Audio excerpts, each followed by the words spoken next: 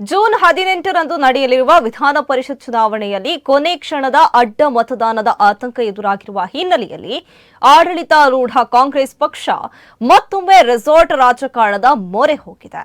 ಪಕ್ಷದ ಶಾಸಕರನ್ನ ಇತರ ಪಕ್ಷಗಳ ಸಂಪರ್ಕದಿಂದ ದೂರವಿರಿಸಲು ಹಾಗೂ ಪಕ್ಷದ ಅಭ್ಯರ್ಥಿಗಳಿಗೆ ಮತದಾನ ಖಚಿತಪಡಿಸಿಕೊಳ್ಳಲು ಎಲ್ಲಾ ಕಾಂಗ್ರೆಸ್ ಶಾಸಕರನ್ನ 3 ದಿನಗಳ ಕಾಲ ರೆಸಾರ್ಟ್ನಲ್ಲಿ ಇರಿಸಲು ತೀರ್ಮಾನಿಸಲಾಗಿದೆ. ಈ ಹಿನ್ನೆಲೆಯಲ್ಲಿ ಬೆಂಗಳೂರು ಗ್ರಾಮಾಂತರ ಜಿಲ್ಲೆಯ ಬಿಡದಿ ಸಮೀಪದ ವಂಡರ್ಲಾ ರೆಸಾರ್ಟ್ನಲ್ಲಿ ಸುಮಾರು 150 ಕೊಠಡಿಗಳನ್ನು ಕಾಯ್ದಿರಿಸಲಾಗಿದೆ ಎಂದು ತಿಳಿದುಬಂದಿದೆ.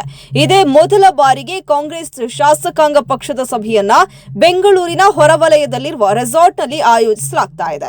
ಕಾಂಗ್ರೆಸ್ ಪಕ್ಷದ ಸುಮಾರು 14 ಶಾಸಕರನ್ನ ಕೇಂದ್ರ ಸಚಿವ ಎಚ್.ಡಿ. ಕುಮಾರಸ್ವಾಮಿ ಸಂಪರ್ಕಿಸಿದ್ದಾರೆ ಎಂಬ ಮಾಹಿತಿ ಪಕ್ಷದ ನಾಯಕತ್ವಕ್ಕೆ ದೊರೆತಿರುವ ಹಿನ್ನೆಲೆಯಲ್ಲಿ ಮುಖ್ಯಮಂತ್ರಿ ಡಿಕೆ ಶಿವಕುಮಾರ್ ಎಚ್ಚರಿಕೆಯ ಹೆಜ್ಜೆ ಇಟ್ಟಿದ್ದಾರೆ ಎನ್ನಲಾಗಿದೆ.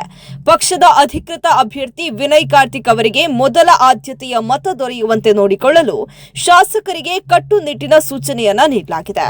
ಮಂಗಳವಾರ ಸಂಜೆ 6 ಗಂಟೆಗೆ ವಂಡರ್ಲಾ ರೆಸಾರ್ಟ್ನಲ್ಲಿ ಶಾಸಕಾಂಗ ಪಕ್ಷದ ಮಹತ್ವದ ಸಭೆ ನಡೆಯಲಿದ್ದು, ಚುನಾವಣಾ ಕಣದಲ್ಲಿರುವ 5 ಕಾಂಗ್ರೆಸ್ ಅಭ್ಯರ್ಥಿಗಳ ಗೆಲುವು ಖಚಿತಪಡಿಸಿಕೊಳ್ಳುವ ಉದ್ದೇಶದಿಂದ ಶಾಸಕರನ್ನ 5 ತಂಡಗಳಾಗಿ ವಿಂಗಡಿಸಿ ಮತದಾನ ಪ್ರಕ್ರಿಯೆ ಕುರಿತು ಮಾರ್ಗದರ್ಶನ ನೀಡಲಾಗುವುದು ಎಂದು ಪಕ್ಷದ ಮೂಲಗಳು ತಿಳಿಸಿವೆ.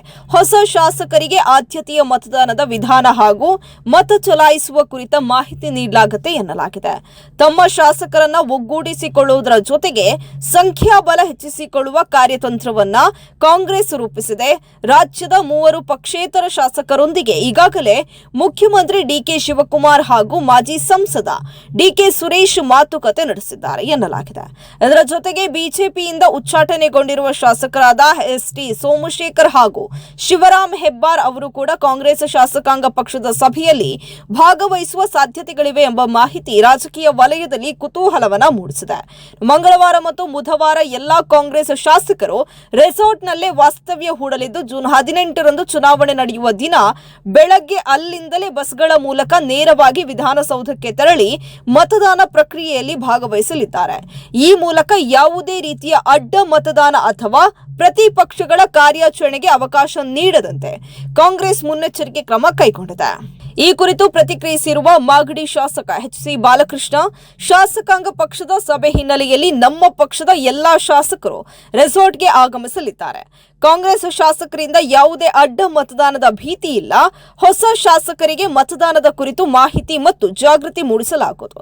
ಅಲ್ಲದೆ ಮುಖ್ಯಮಂತ್ರಿ ಆದ ಬಳಿಕ ಡಿಕೆ ಶಿವಕುಮಾರ್ ಅವರ ನೇತೃತ್ವದಲ್ಲಿ ನಡೆಯುತ್ತಿರುವ ಮೊದಲ ಶಾಸಕಾಂಗ ಪಕ್ಷದ ಸಭೆ ಇದಾಗಿರುವುದು ವಿಶೇಷ ಎಂದು ತಿಳಿಸಿದ್ದಾರೆ.